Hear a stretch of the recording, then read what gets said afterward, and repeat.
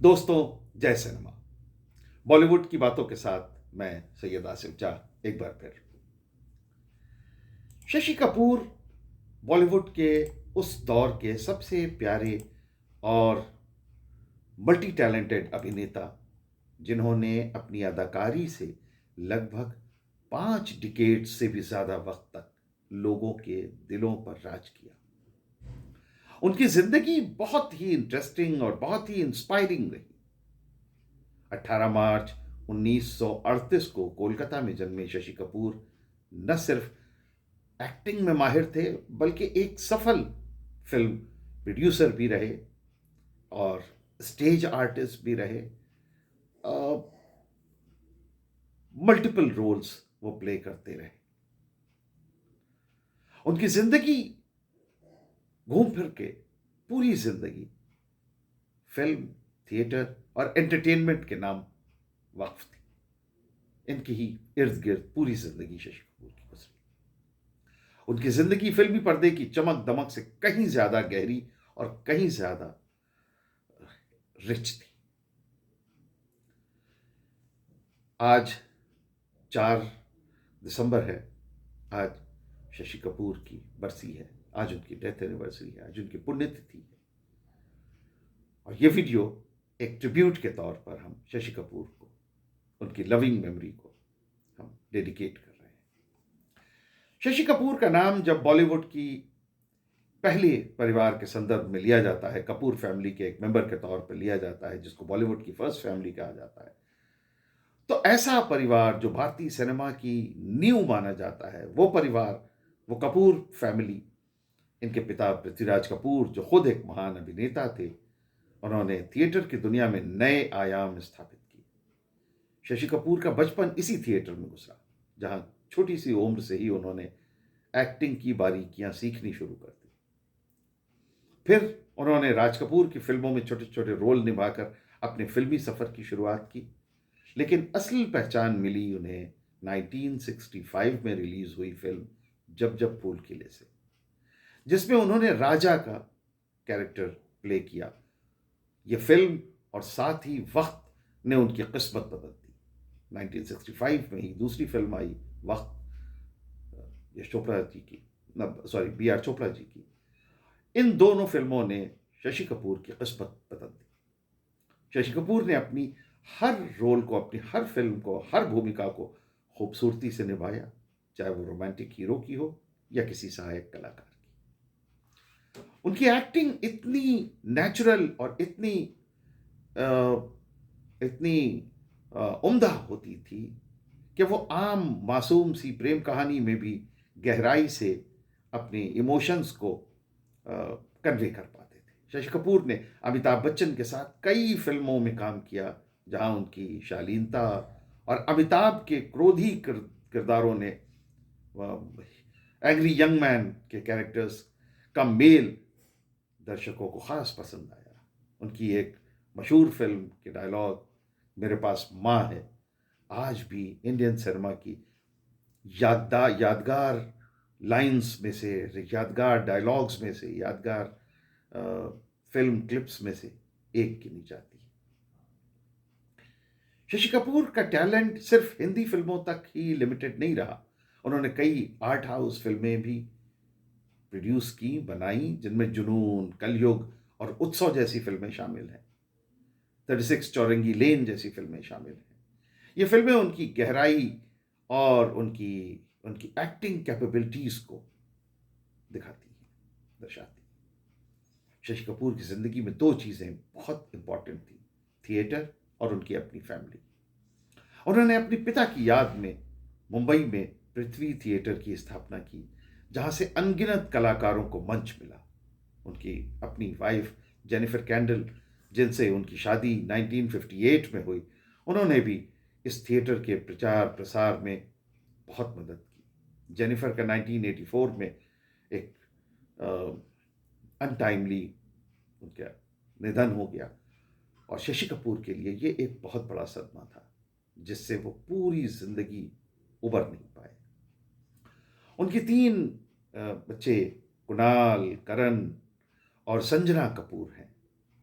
ये तीनों भी कला के ही क्षेत्र में सक्रिय हैं और उनकी पोती जान कपूर भी अब एक एक्टर बन चुकी है। शशि कपूर इंडियन सिनेमा के उन चुनिंदा सितारों में से थे जो स्क्रीन पर भी जेंटल दिखते थे और रियल लाइफ में उससे भी ज्यादा नर्म दिल, उससे भी ज्यादा जेंटल थे। कपूर फैमिली के सबसे छोटे बेटे के तौर पर जन्मे शशि कपूर ने अपने करियर में 150 से ज्यादा फिल्मों में काम किया, जिनमें main stream Bollywood, art cinema और इंटरनेशनल प्रोजेक्ट्स ये सब शामिल हैं।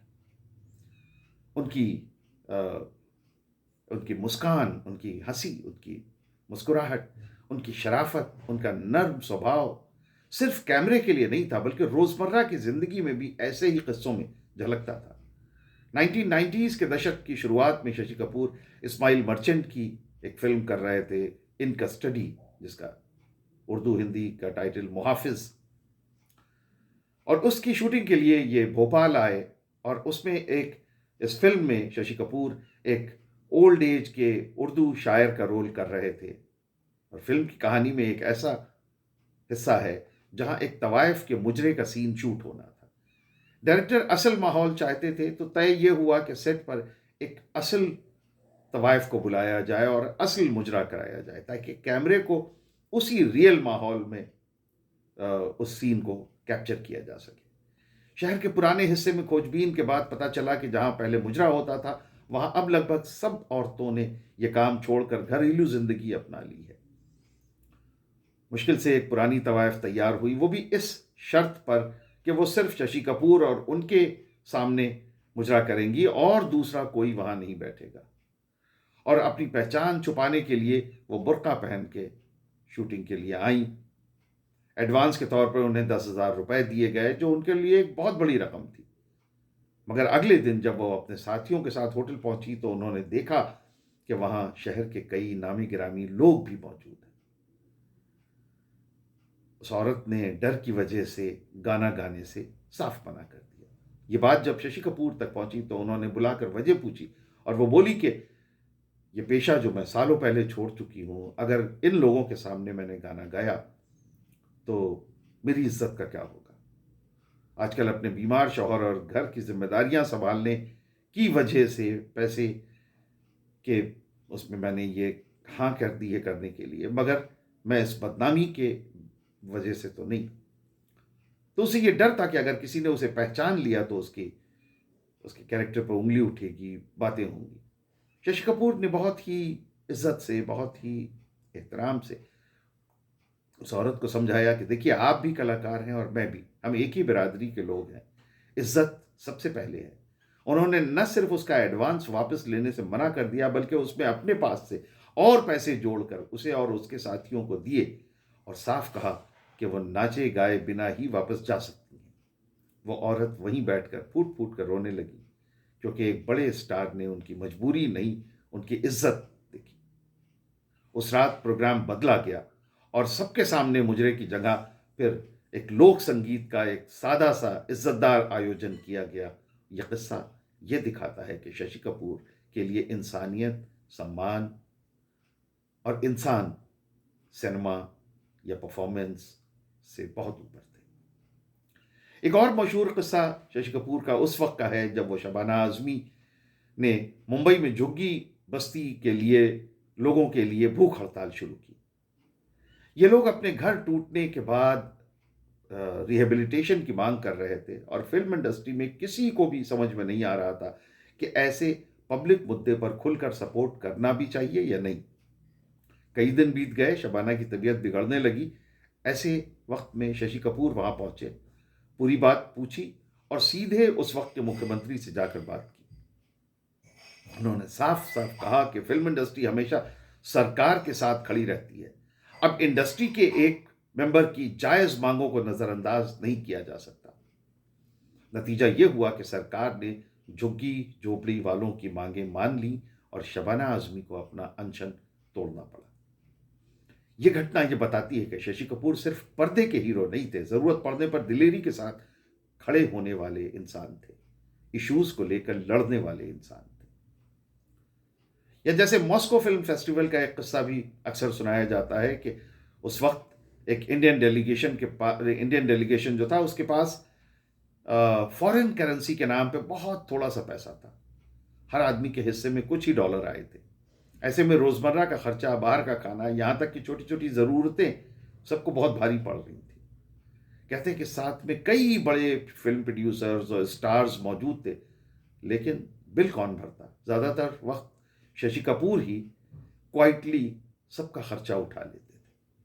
न किसी पर एहसान जताया, न कोई शोर शराबा, बस जिसे ज़रूरत हो उसके लिए जेब खोल दी। बाद में कई साथियों ने यह किस्सा सुनाते हुए कहा कि शशि कपूर ने पैसे शायद बहुत कम बचाए हों, लेकिन जो दिल उन्होंने लोगों को जीत कर जो दिल दिखाया, वो किसी दौलत से कम नहीं था। थिएटर शशि कपूर के लिए सिर्फ कोई पेशा नहीं था, पैशन था। वो अपने पिता पृथ्वीराज कपूर की याद में उन्होंने मुंबई में पृथ्वी थिएटर को फिर से जिंदा किया, जहां नई पीढ़ी के एक्टर्स को मंच मिला और एक पूरी थिएटर कल्चर विकसित हुआ। इस प्रोजेक्ट में उनकी पत्नी जेनिफर कैंडल ने भी पूरा उनका साथ दिया, जो खुद भी एक बेहतरीन स्टेज एक्ट्रेस थी। जेनिफर के बाद 1984 में शशि कपूर अंदर से टूट गए, मगर फैमिली और थिएटर दोनों से उनका रिश्ता बराबर बना रहा। उनके बेटों कुणाल और करण और उनकी बेटी संजना कपूर और नाती पोते अब सब कला की दुनिया से जुड़ गए हैं और उनकी विरासत को आगे बढ़ा रहे हैं। शशि कपूर को पद्म भूषण, दादा साहब फाल्के अवार्ड और कई नेशनल फिल्म फेयर अवार्ड्स भी मिले। लेकिन जो चीज़ उन्हें सबसे अलग बनाती है वो ऐसे छोटे छोटे किस्से हैं जो उनके चाहने वालों के दिलों में आज भी जिंदा है। कभी अनजान तवाइफ की इज्जत बचाने, कभी झुग्गी झोपड़ी वालों की लड़ाई में चुपचाप ताकत बनकर खड़े रहने वाले, तो कभी साथियों के खामोशी से बिल चुका देने वाले, यही थे शशि कपूर, एक सच्चे जेंटलमैन स्टार। शशि कपूर के योगदान को सरकार ने भी सराहा और इंडस्ट्री ने भी सराहा। शशि कपूर सिर्फ एक प्रभावशाली अभिनेता और निर्माता नहीं थे, बल्कि एक दिल से बहुत ही सज्जन इंसान भी थे। एक बहुत ही सॉफ्ट, सौम्य, बहुत ही एक जिंदा दिल इंसान भी थे। वो अपने फैंस के लिए भी बहुत आगे जाते थे और फैंस के साथ उनका समय भी बिताते थे और उनका थैंक यू भी अदा करते थे।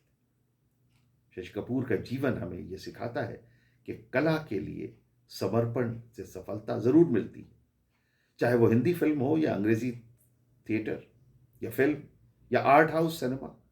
शशि कपूर ने हर जगह अपनी छाप छोड़ी। आज उनकी पुण्यतिथि पर, उनकी बरसी पर, उनकी डेथ एनिवर्सरी पर हम शशि कपूर को याद करते हुए ये वीडियो हमने एक ट्रिब्यूट के तौर पर उन्हें पेश कर रहे हैं। हम उनके लिए हमने बनाया। भगवान शशि कपूर जी की आत्मा को शांति दे।